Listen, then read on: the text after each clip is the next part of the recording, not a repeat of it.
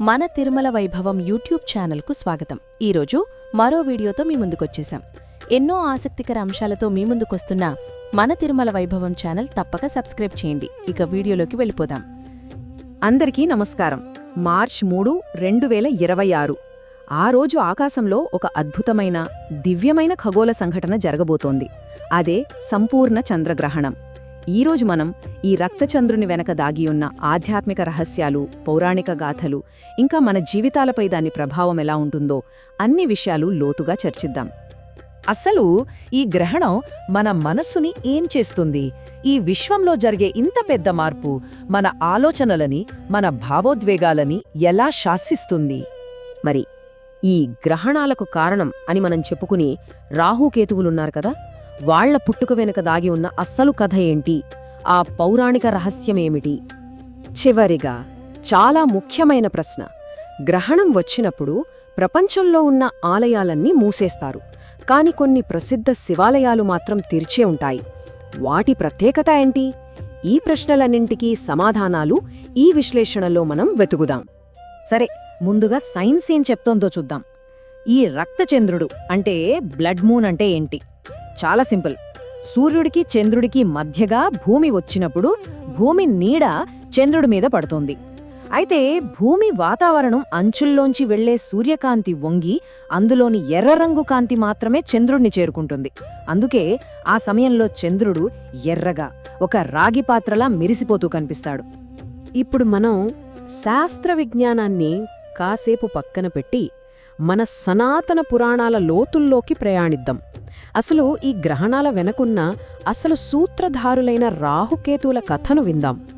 ఒకానొకప్పుడు దేవతలు, రాక్షసులు ఇద్దరూ కలిసి అమరత్వం కోసం పాల సముద్రాన్ని చిలికారు. అప్పుడు శ్రీమహావిష్ణువు జగన్మోహిని అవతారంలో వచ్చి అమృతాన్ని దేవతలకు మాత్రమే పంచడం మొదలుపెట్టాడు. ఆ సమయంలో స్వర్భాను అనే రాక్షసుడు దేవత రూపం ధరించి వాళ్ల మధ్యలో కూర్చుని అమృతం తాగేశాడు.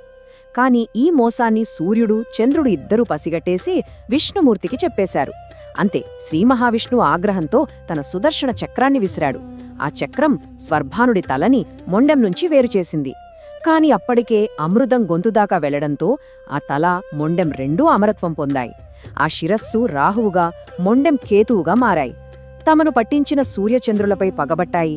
ఆ పగతోనే అప్పటినుంచి వాళ్ళిద్దరినీ మింగడానికి ప్రయత్నిస్తూనే ఉంటాయి.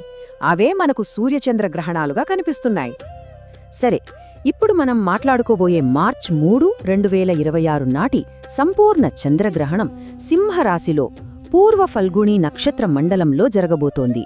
మరి దీనివల్ల వివిధ రాసుల వారిపై ప్రభావం ఎలా ఉండబోతోందో వివరంగా చూద్దాం.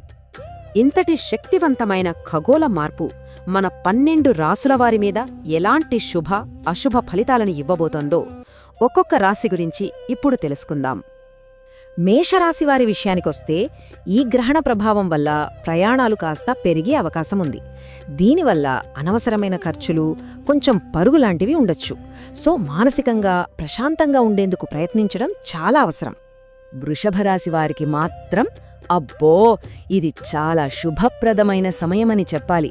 చేస్తున్న వృత్తిలో విజయం, అనుకోని ధనలాభం లాంటి మంచి ఫలితాలు కనిపిస్తున్నాయి. మీరు మొదలుపెట్టిన పనులన్నీ కూడా విజయవంతంగా పూర్తవుతాయి. ఇక మిథున రాశివారు వాళ్ల జీవితంలో ఒక మంచి పురోగతిని చూస్తారు.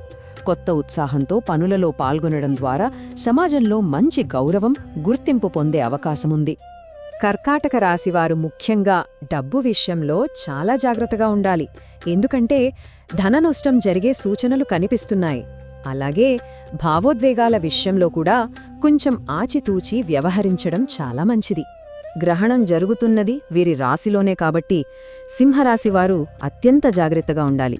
శారీరక శ్రమ, గాయాలయ్యే ప్రమాదం కూడా ఉండొచ్చు. మానసికంగా కూడా ఇది చాలా ఒత్తిడితో కూడిన సమయం కావచ్చు. కన్యారాశివారికి వృత్తి జీవితంలో అంటే పనిచేసే చోట కొన్ని ఆటంకాలు ఎదురయ్యే సూచనలున్నాయి. దీనివల్ల పనులలో జాప్యం, ఆర్థిక ఇబ్బందులు కూడా తలెత్తవచ్చు. కొంచెం ఓపికతో వ్యవహరించాల్సి ఉంటుంది. తులారాశివారికి ఈ గ్రహణం ఒక వరం లాంటిదే అని చెప్పొచ్చు. అనేక మార్గాల నుంచి లాభాలు, ధనప్రాప్తి కలిగి జీవితంలో సంతోషం వెల్లివిరుస్తుంది. చాలా మంచి సమయం. వృశ్చిక రాశివారికి మానసిక ఒత్తిడి, ఆందోళన కొంచెం పెరిగే అవకాశముంది. తెలియని భయం, శారీరక శ్రమ ఎదుర్కోవలసి వస్తుంది. ప్రశాంతంగా ఉండటానికి ప్రయత్నించడం, ధ్యానం చేయటం చాలా ముఖ్యం. ధనుస్సు రాశి వారికి కుటుంబానికి సంబంధించిన విషయాలలో కొన్ని టెన్షన్లు పెరిగే అవకాశం ఉంది. ముఖ్యంగా పిల్లల ఆరోగ్యం గురించో లేదా వారి భవిష్యత్తు గురించో అనవసరమైన చింతలు కలగవచ్చు. మకర రాశి వారికి ఈ గ్రహణం మిశ్రమ ఫలితాలను ఇస్తుంది. అంటే ఒకవైపు మంచి అవకాశాలు వచ్చినా మరోవైపు ఆరోగ్యం మీద కూడా చాలా శ్రద్ధ పెట్టాలి. శత్రువుల విషయంలో అలాగే ప్రయాణాలలో అప్రమత్తంగా ఉండాలి. కుంభరాశివారు తమ సంబంధాల విషయంలో కొంత జాగ్రత్త వహించడం మంచిది. జీవిత భాగస్వామితో గాని లేదా వ్యాపార భాగస్వాములతో గాని అపార్థాలు తలెత్తే అవకాశముంది. సంయమనం పాటిస్తే అంతా మంచే జరుగుతుంది. ఇక చివరిగా మీనరాశివారు వీరికి కొన్ని ఆరోగ్య సమస్యలు, పనులలో ఆటంకాలు ఎదురైనా ఇది వాళ్ళు అంతర్ముఖులై ఆధ్యాత్మికంగా ఎదగడానికి ఒక మంచి అవకాశం. లోపల కొన్ని చింతలు పెరిగినా అవే కొత్త జ్ఞానానికి దారితీయొచ్చు. సరే, రాసుల సంగతి అలా ఉంచితే గ్రహణ సమయంలో వెలువడే ఈ తీవ్రమైన శక్తుల నుంచి మనల్ని మనం ఎలా కాపాడుకోవాలి? మన పూర్వీకులు కొన్ని ఆచారాలని, నియమాలని మనకు అందించారు. అవేంటో ఇప్పుడు చూద్దాం. గ్రహణ సమయంలో ఆహారం తీసుకోకుండా ఉపవాసం ఉండటం, గ్రహణానికి ముందు తర్వాత స్నానం చేయటం, మన ఇష్టదైవ మంత్రాలను జపించటం వల్ల మనలో సానుకూల శక్తి పెరుగుతుంది. గ్రహణం ముగిశాక దాన ధర్మాలు చేయడం ద్వారా మన కర్మ ఫలాలు శుద్ధి అవుతాయి. ముఖ్యంగా గర్భిణీ స్త్రీలు ఇంట్లోనే ఉండి ప్రశాంతంగా ఉండాలని మన శాస్త్రాలు గట్టిగా చెప్తున్నాయి. సాధారణంగా గ్రహణ సమయంలో ప్రతికూల శక్తులు ప్రబలంగా ఉంటాయని ఆలయాలన్నీ మూసేస్తారు కదా. కానీ అరుణాచలం, శ్రీకాళహస్తి లాంటి కొన్ని మహాక్షేత్రాలు మాత్రం తెరిచే ఉంటాయి. దీని వెనక ఒక అద్భుతమైన కారణముంది. అక్కడి శివలింగాలు స్వయంభువులు. ఆ లింగాలు నవగ్రహాలను తమ ఆధీనంలో ఉంచుకుంటాయి. అందుకే గ్రహణ ప్రభావం వాటిని తాకలేదు. ఆ దైవిక శక్తి ఆ క్షేత్రాలను ఒక కవచంలా కాపాడుతుంది. చూశారు కదా, గ్రహణం మనస్సుపై ఎలాంటి ప్రభావం చూపుతుందో.